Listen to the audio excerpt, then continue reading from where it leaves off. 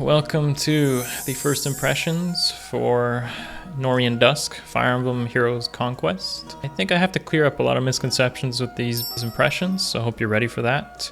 It also indicates that maybe the banner in a week might actually be Fire Emblem Fate's Birthright to contrast this, rather than what we thought was like Book 2 units like Liag, Liagun, or Levatine. So let's look out for that. But yeah, anyways, we're gonna look through these, my impressions on these units, and clear up a lot of misconceptions on why this banner isn't as good as everyone always thinks they are when they come out. Remember, these banners are made with the intent of creating hype and energy, especially after what might be a content drought, and try to make you excited over something. Let's take some time to realize that you have other options, and saving your orbs might be the best way with maybe some bigger things coming, especially with so many banners coming up back to back. It just kind of implies that they might be wrapping up the story here. And yeah, let's see what we're going to get into. So let's go, gears on, and let's talk about the banner itself and the units.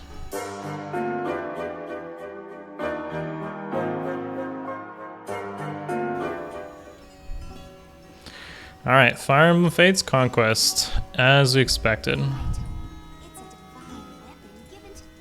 Alright, okay, so first of all, for those of you that probably know me a little bit better, I do actually like Ophelia a lot.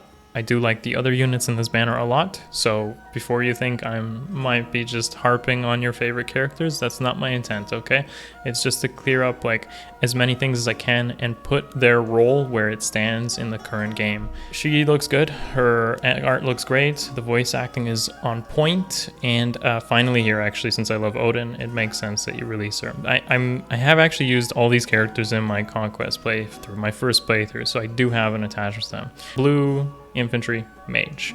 That role is fairly saturated. There's a lot of options there. We got May, we got Micaiah, we got Tail2, and Oliver. Okay, but no, seriously, and Odin himself, of course, who just recently got a refine. So that there are options there, but one thing that the blue tome mages do not have is a very tanky blue defensive mage. They don't have it yet, in infantry at least. Reinhardt can cover that in cavalry. Yeah, so I don't know if she'll have that. I mean, if you just look at the art, it might be a little bit awkward for this character to have high defense. Okay, so here's the new skills. So we have an upgraded rally, just like Quan was from the banner before, and of course Deathblow 4 was kind of like the first coming of new skills and their plus versions and more SP. So yes, this will likely cost 400 SP, just like the other ones did. It seems like it does because it's 6 attack. That seems to be the good golden number for it. She has Blazing Light. That's pretty good, actually, and I'll talk about why in a moment. Sturdy Blow, which is kind of implying she should be more defensive than having high resistance, and Chill Res, which was recently on Spring Catria, so it's good that it's in the permanent pool. Anyways, let's talk about Blazing Light and why that's actually pretty good on her, assuming, well, you can't really use mages in Arena if you want to score well, because she's going to not have the BST for it, and of course 5-star exclusive means you got to spend thousands of orbs.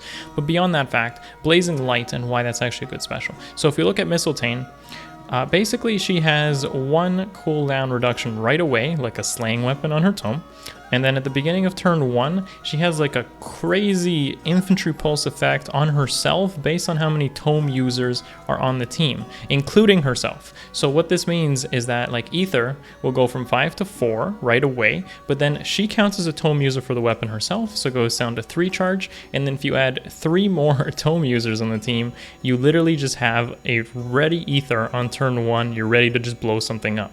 But since we're talking about Blazing Light here, I want to talk about that just a second. If you guys have seen the Lilina build I've made, showcase, check that out first of all. But second, if you've actually seen that, you'll know that AoE specials are really good with units with high attack. So if you switch out like Sturdy Blow with Life and Death, bumper attacks that up like crazy with maybe attack tactic, or in this case, if somebody else is carrying rally up attack, you can really make a big explosion happen with AoE specials because they scale really well off bonus damage. And the biggest problem with AoE specials is they're hard to charge, but if it's ready, just based on her tome, that works really well. So she's going to be really awesome with that. And I'm really excited to see what her attack stat will be, because she can definitely make a good impact in the meta. Just to give you guys some comparisons, Lilina is 37 attack at base, tied with Sanaki, and they create the biggest AoE bombs in the game right now, especially if you consider like 4 Blaze, and you know, Sanaki has their like bond effect as well. So those are really crazy to do some high damage. And the highest blue mages are Lute, May, and I believe Delthea at 36 attack, with Ishtar at 34. And of course these units can run like attack 3 in their seal rather than quick impulse to get those specials ready. Create some really huge impact, really huge damage. So I think out of this so far, I think Ophelia is really awesome as a character and probably has the most build flexibility just based on her tome itself.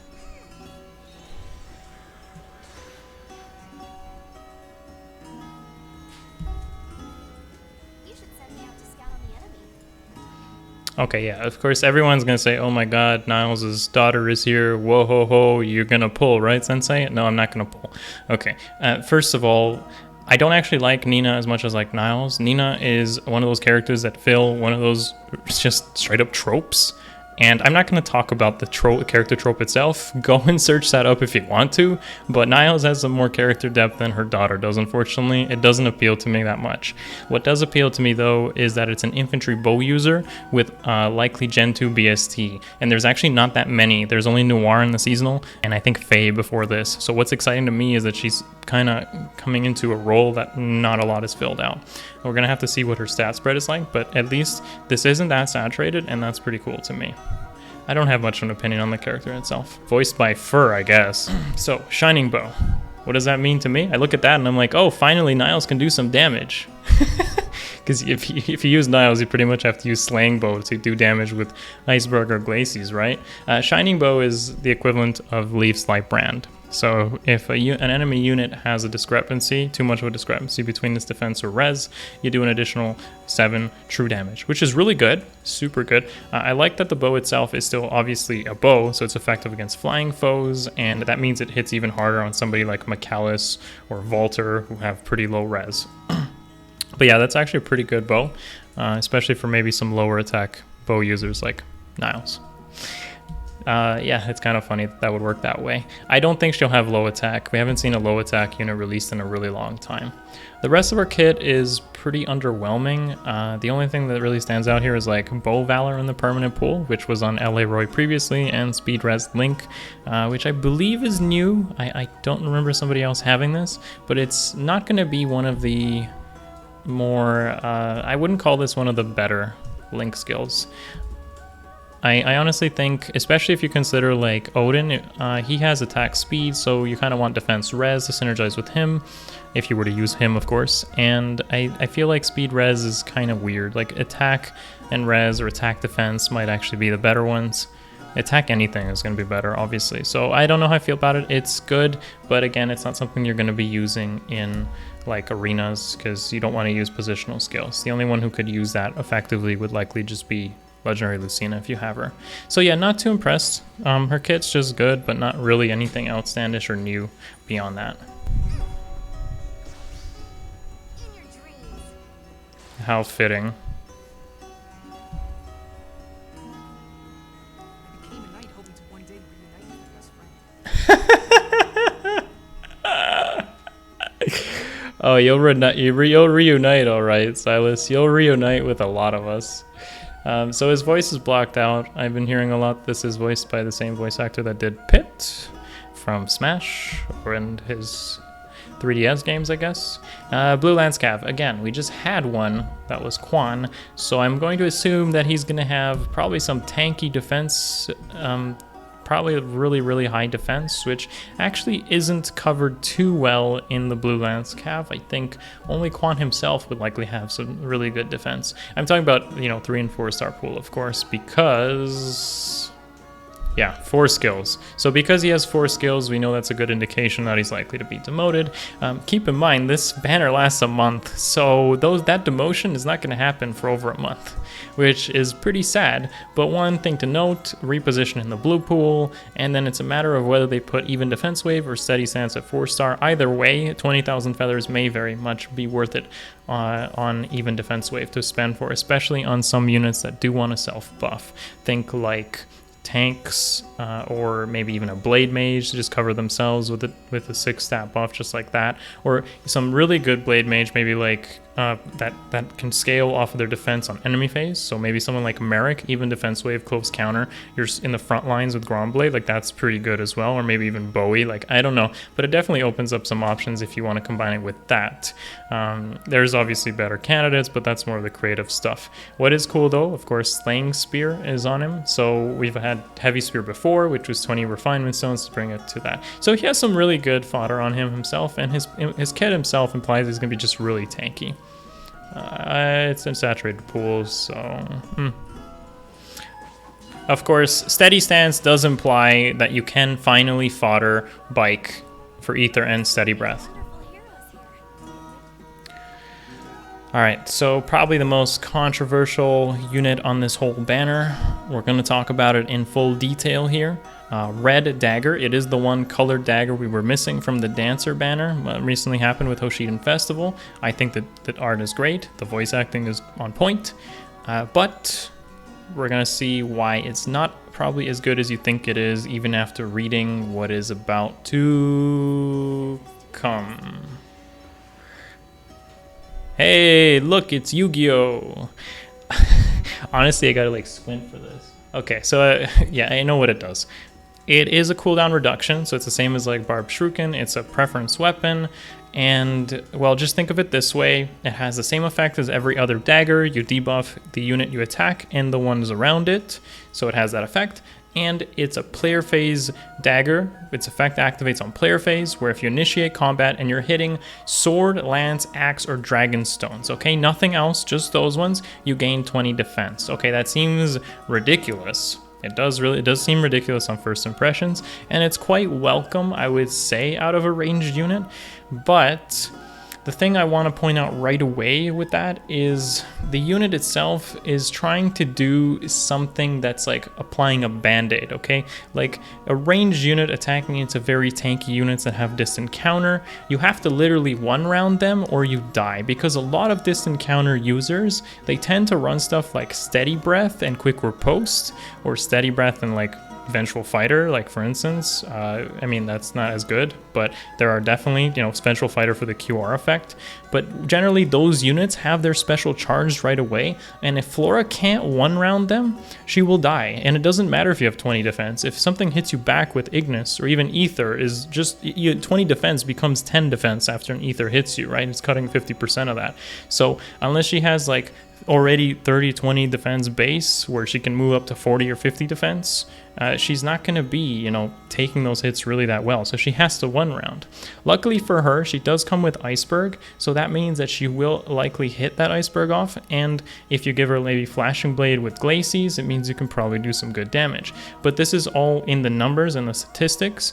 She will likely have good resistance and low defense. She will probably be pretty slow, but have decent attack. If you compare it with her Fates counterpart, she was a little bit different from Felicia, where she had high attack. Felicia had high magic, and she wasn't as fast as Felicia, but they both were, you know, in this case, she's going to have high res because she has defense point on her kit. And of course, attack res solo seems pretty good as well. And QR does kind of imply that she's slow. But why is Hoarfrost Knife not good? Why is it not good? Because one, you need to one round the unit you kill. If you fail to one round, it's not good. So let's compare with a couple other red ranged units. A couple of other red ranged units that come to mind. Celica, Lilina, Dancer Micaiah just recently came out. Okay, those are 3 prime candidates. What do those 3 prime candidates have in common? Magical damage. That's right, guys. Magical damage. So that magical damage hits units that generally have low resistance but high defense. So a couple units obviously in the meta that we can think of. We got Emgrima, low res, but all of them probably can kill Emgrima, no problem. Zelgius, high defense, low res. Vector, again, high defense, very high defense, mind you, like 50, low res. Okay, you got Harden, pretty good on both fronts actually. And then you have, let's see, every other versions of Hector, low res, high attack. Point is being, because she's red, she's competing with other red range physical damage, and all the other ones have them hitting more effective damage because they're hitting the low stat, and they are more likely to one round than Flora can. In fact, somebody like Dancer Micaiah outright has effective damage. someone like Lilina, again, if you've watched my AoE build, my showcase, go check that out. Just one-shots everything. If they're not on a defense tile, even if it's a blue unit, just picks on the fact that they're low res, and boom, they explode. If you look at, yeah, she's probably going to be fine against greens. I mean, red beats green. That's the standard of the game. And then red against red. Honestly speaking, she may struggle to kill things like Grima on a defense tile, especially if he's buffed. She may struggle to kill Zelgius on a defense tile, you know, but someone like Lilina won't have this problem. Someone like Micaiah wouldn't have this problem. So that's why I don't think that 20 defense truly matters, because you're still gonna die on the enemy, like on that combat engagement when they're QRing and hitting you. Like 30 defense versus something that has like 50, 60 attack is still gonna do 20 to 30 damage back at you times 2. She's not gonna have 60 HP. In fact, she has 38. She has 38 HP. She's dead. It doesn't matter if she has that much defense. I'm gonna be pretty curious to see things like plus defense Flora though. Maybe get some Ignis shenanigans. I guess that'd be pretty cool to see where she does survive it. That's kind of creative. But other than that, if you try to use her the same way as other red range damage, she's gonna struggle in that aspect. Let's talk more about the implications of something like attack res solo. So attack res solo is an interesting skill. Attack res solo means as long as they're not beside an ally, they gain 6 attack and 6 res. That's very interesting to me because 1, the bond skills give 5 and 5, okay? And this is 6 and 6, but on top of that, it's based on adjacent. So you can actually have someone that's 2 spaces away from you, and they can still be giving you stuff like drive attack and drive defense. So you can still benefit from those buffs. Now what's even more interesting is that these solo skills are going to be amazing on enemy AI. Like defense teams are going to be much harder to beat because most strategy involving arena or even baiting out units is them coming to you alone. So if you give those skills solo skills, that just became like so much more threatening. The unit just comes up to you with even more bulk and there's nothing you can do to stop it. And it's ridiculous. Like attack defense solo on something like Legendary Ephraim, for instance, is like dual phase beyond Sturdy Blow. Like Sturdy Blow is one of his best A skills. All of a sudden you have this new skill like attack defense solo in the future. 6 defense, 6 attack on both phases. He gets doubles. He's by himself and he's like one of the strongest units that could run something like that. So I think that solo skills definitely has some crazy implications. I think for sure she'll use it pretty well since she'll player phase, but then quick riposte is again pretty backwards to her kit because she has a dagger that's player phase. So you probably want to switch that out maybe for something else. One thing I didn't mention, of course, with the frost knife is that it says guaranteed follow-up attack. Yeah, that's great because she probably has low speed. However, that low speed could be a detriment to her trying to attack into units that have Warrior Fighter. So if a unit has Warrior Fighter, it becomes a speed check and she won't even double them. Think of like an Grimo running Warrior Fighter, which I have seen a couple times. That wouldn't be a good engagement for her because she probably wouldn't be able to one-shot him. And she probably wouldn't be able to outspeed him. We don't know for certain yet until we see her speed stat, but again, that's kind of an issue. And it is kind of like a brash assault effect, so if you're thinking you can run something like wind sweep or water sweep on it, she's not going to double through it. The unit needs to counterattack for her to get that follow-up. Overall, I'm not super impressed with Flora. I think it's a little bit overblown as to what people think of her, and honestly, if you just stick with something like Lilina or Celica, in fact, Celica's banner's just coming up, and she's really good after her new refinement, you'll probably be, you know, having a unit that's far more reliable than Flora here. You have to put her to the test to see. Now, I don't know for certain until I see the stats tomorrow, but this is just my early impressions of the unit, okay? So, that's it.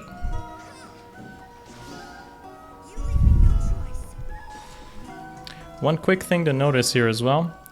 27 attack is shown here. She just got 22 bonus damage off of Iceberg, which implies she has 44 res here. Now, however, attack res solo does give her 6 res, so that's an additional 3 off that. So she probably has 38 res here, not 44, because of attack res solo, I guess. That's a lot of res, which is really good, but again, I mean, she's trying to be dual phase with a weapon that's more player phase oriented. We'll see.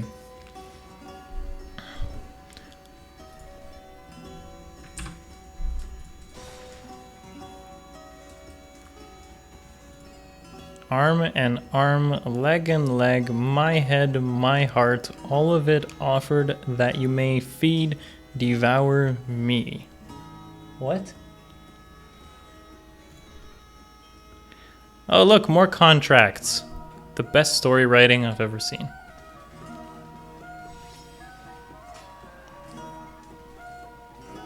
Okay, so a quick TLDR of the banner. Again, permanent units, they're going to end up in the permanent pool, so generally not worth pulling for. If you guys know what I say, as I say on all permanent unit banners, they could pity break you in the future.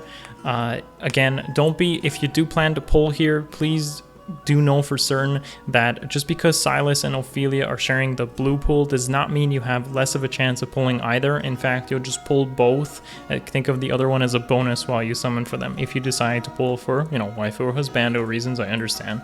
Flora is red, so she's quite the high tax to get her, and as I just mentioned, you might be disappointed by what I've analyzed here. So don't jump in there with Flora thinking you're going to have the most amazing unit when the Lena's in your barrack saying hello. So yeah, just think about that more rationally. And finally, I'm going to be pretty impressed, hopefully, by Nina's. Yeah, I think she can probably be pretty good here. Again, though, since these units will just show up later, legendary banners for one, pity breakers off other banners, there's generally no reason, and it definitely not day one. I mean, the banner lasts a month, okay, and it's going to overlap with 3 other big banners. We're going to have one more banner in a week. That could be Fate's Birthright, and a week after that is a legendary banner where Hector, Ike, and Grima show up again with possibly a new legendary hero, which at this point could probably be Fire Emblem Fates, and if I was to take a guess, it smells like Corrin right now. So yeah, give yourself some patience, give it a quick thought, and if you're uncertain, you still have more questions, feel free to go into my Discord, the link is below, or leave your thoughts in the comments below, maybe some creative builds. I love to always read about something like that there, alright? Thanks for watching, guys. I'll see you in the next video. Peace.